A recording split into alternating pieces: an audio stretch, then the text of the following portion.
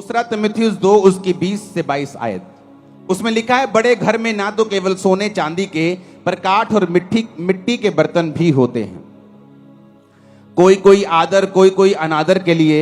यदि कोई अपने आप को इनसे शुद्ध करेगा तो आदर का बर्तन और पवित्र ठहरेगा और स्वामी के काम आएगा और हर एक भले काम के लिए तैयार होगा। जवानी की अभिलाषाओं से भाग और जो शुद्ध मन से प्रभु का नाम लेते हैं उनके साथ धर्म, विश्वास, प्रेम और मेल मिलाप का पीछा कर।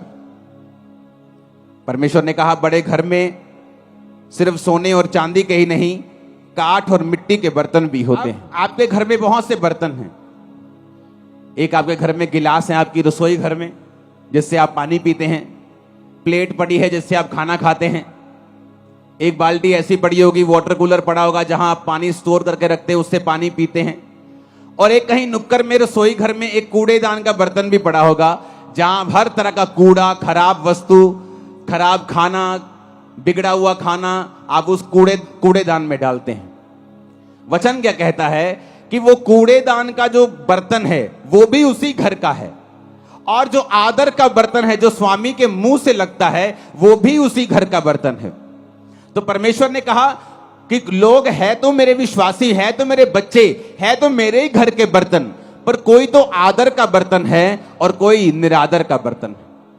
और लिखा, जो कोई अपने आप को इनसे शुद्ध करेगा, वे विचार से, पाप से, शरीर के कामों से, निंदा से, चुगली से, विश्वासघात, माता पिता की आज्ञाओं को ना मानना, ढीठ, घमंडी, लड़ने वाले, गालियां निकालने वाले। परमेश्वर ने कहा, अगर तुम इन चीजों से अपने आप को शुद्ध नहीं करोगे तो तुम अनादर के बर्तन ठहरोगे, और अगर तुम अपने आप को इन चीजों से शुद्ध करोगे तो आदर के बर्तन ठहरोगे।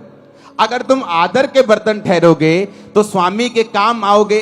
अगर तुम स्वामी के काम आओगे, उसके मुंह से लगाए जाओगे, तुम्हारी आशीषें अलग होंगी। तुम्हारी आशीषें दूसरों के जैसी नहीं होंगी, क्योंकि तुम आदर के बर्तन हो।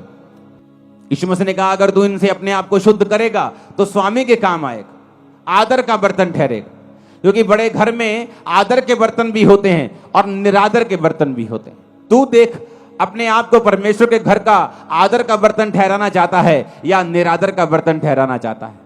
बड़े घरों में आपने सोने के बर्तन देखे होंगे।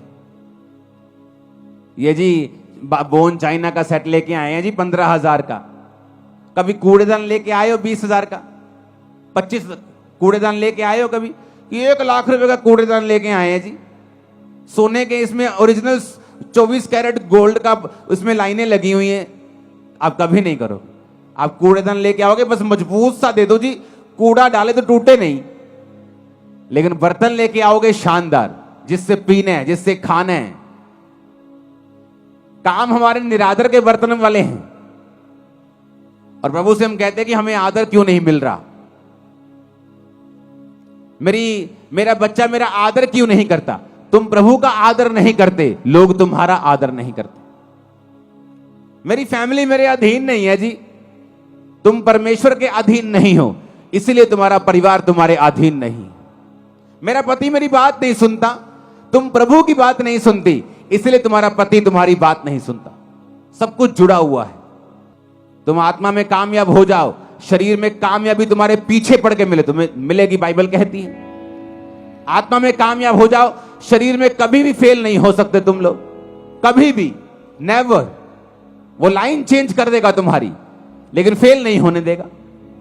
मसीह जिंदगी डिसिप्लिन वाली जिंदगी। मसीह में आके भी डिसिप्लिन नहीं है। अगर उन्हीं चौकों में खड़े होकर लड़कियों को छेड़ना है, अगर वैसे ही काम करने, वैसे ही मोबाइल चलाने, उन्हीं ब्लॉगर्स की तरह वैसे ही ब्लॉग बनाने और गालियां निकालनी है, अपने आप को क्रिश्चियन बोलना छोड़ दो। तुम उन लोगों की तरह नहीं हो। हालेलुया। जो लोग सुनते हैं संसारिक और शारीरिक गाने, मैंने क्रिश्चियन लोगों की शादियों में बजते हुए देखे हैं गाने, शराब के गाने, कोट कोट पिला देखो, शराब के गाने क्रिश्चियन लोगों की शादियों में। इमेजिन करो कैसी बरकत परमेश्वर देगा उन्हें।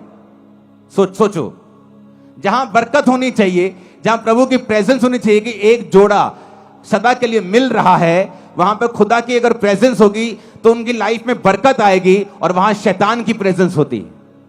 हालेलुया।